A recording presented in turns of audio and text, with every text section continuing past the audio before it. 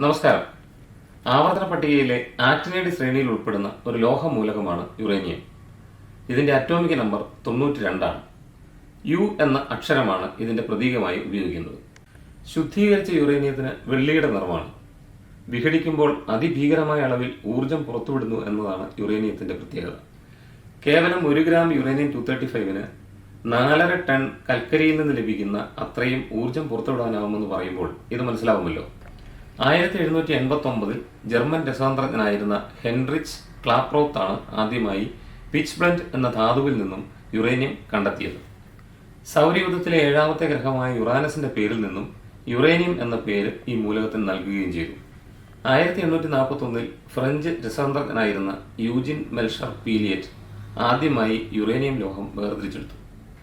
1896 Henry Becquerel യുറേനിയത്തിന്റെ radio activity കണ്ടെത്തി.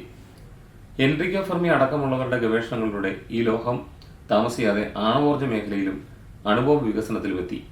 Atomic power പ്ലാന്റുകളിലും nuclear സബ്മറൈനുകളിലും മറ്റും uranium ഇന്ധനമായി ഉപയോഗിക്കുന്നു. ആരോഗ്യരംഗത്ത് രോഗനിർണയത്തിനും ചികിത്സയ്ക്കും യുറേനിയം ഉപയോഗപ്പെടുത്തുന്നു. കൂടാതെ ഗവേഷണ രംഗത്ത് വസ്തുക്കളുടെ കാലപ്പഴക്കം നിർണ്ണയിക്കുന്നതിലും യുറേനിയം ഉപയോഗപ്പെടുത്തുന്നു. കൂടുതൽ അറിവുകൾക്കും പരീക്ഷാ വിജയത്തിനും ഹാന സ്റ്റുഡൻസ് ഇന്ത്യ കരസ്ഥമാക്കുക.